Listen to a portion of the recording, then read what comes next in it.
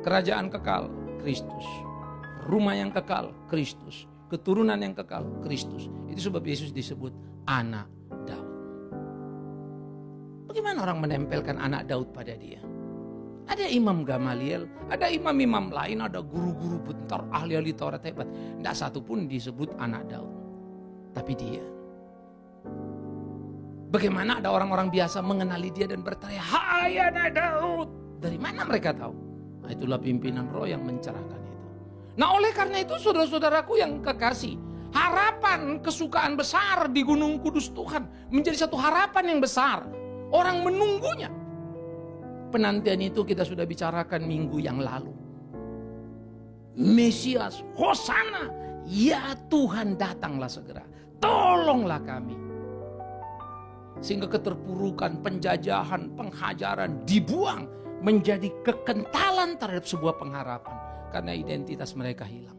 Sehingga waktu Yesus datang, Israel bukan kerajaan bersatu, bukan juga yang pecah dua. Siapa Israel? Orang jajahan yang tidak berdaya. Sehingga simbol Kristus datang menebus manusia dari dosa, perhambaan perbudakan dosa, menjadi aktual dalam situasi hidup orang Israel yang memang menjadi budaknya Roma. Jadi kalau membaca Alkitab ya, antara situasi sosiologi, filosofi di dalam hidup histori sejarah ini dengan apa yang Tuhan lakukan dalam pemaknaan, penggenapan rencana rohaninya, mengagumkan, selalu mempunyai koneksi-koneksi yang luar biasa banget. Itu sebab terlalu sulit untuk berkata, saya nggak bisa ngerti Alkitab, Alkitab aneh, nggak jelas. No, karena tidak baca semuanya maka tidak jelas. Baca semuanya, engkau akan tercengang terlalu amat sangat jelas. Tidak satu pun titik, tidak satu pun bagian akan terbuang dari sana. Nah, menjadi inilah penting nubuatan Yesaya menjadi pengharapan akan kesukaan yang digenapi dalam Kristus, yang dimulai dari Natal, dan kesukaan itu bagi seluruh bangsa. Itu sebab Paulus berkata, kita ini bukan hanya warga negara dunia, tapi warga negara apa? Surga. Siapa itu? Bangsa pilihan, Israel. Enggak ada lagi Israel, enggak ada lagi Yunani. Yang ada umat pilihan Allah. Yang ada orang yang percaya pada Kristus. Dari mana kita tahu? Pohon dikenal dari buahnya. Saya suka sekali Alkitab. Tidak perlu kita membuat terminologi sendiri-sendiri, semuanya completely. Oh, mereka yang nyanyi memuliakan Tuhan. Percuma bangsa ini beribadah kepadaku, kata Tuhan.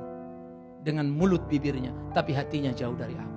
Oh, pendeta khotbah, imammu pemakan suap, aku benci. Oh, perpuluhan, aku muak dengan perpuluhanmu. Tapi ini Tuhan suka. Bukan Tuhan suka perpuluhannya, sikap hidup yang benarnya. Maka apa yang mereka kerjakan? Mereka kerjakan dengan hati yang sungguh-sungguh kepada Tuhan.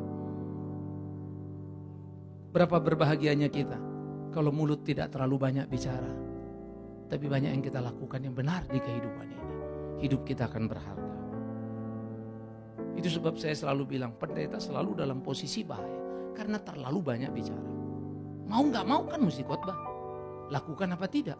Nah, itu persoalan serius.